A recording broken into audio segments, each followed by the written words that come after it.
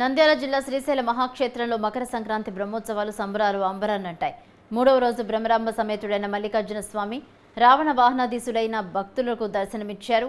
ఆలయ విద్యుత్ దీపకాంతులతో మిరుమిట్లు గొలుపుతూ భక్తులను ఆకట్టుకుంది. ఆలయంలో ఉదయం నుండి అర్చకులు ప్రత్యేక పూజలు చేశారు. బ్రహ్మరాంబ సమేత మల్లికార్జున స్వామి వారి ఉత్సవమూర్తులను అక్క మహాదేవి అలంకార మండపంలో రావణ వాహనంలో ఆవహింపజేసి అర్చక స్వాములు వాహన పూజలు నిర్వహించి ప్రత్యేక హారతులిచ్చారు. అనంతరం స్వామి అమ్మవార్ల ఉత్సవమూర్తులను విద్యుత్ దీప కాంతుల నడుమ కన్నుల పండుగగా ఆలయ ప్రదక్షిణలు గావించారు. ప్రధాన ఆలయ రాజగోపురం గుండా రావణాధీశులైన స్వామి అమ్మవార్లను ఊరేగింపుగా అంగరంగ వైభవంగా గ్రామోత్సవంలో విహరించారు. రావణ వాహనంపై స్వామి అమ్మవార్లు క్షేత్ర పురవీధుల్లో విహరిస్తుండగా భక్తులు అధిక సంఖ్యలో పాల్గొని కనులారా వీక్షించారు.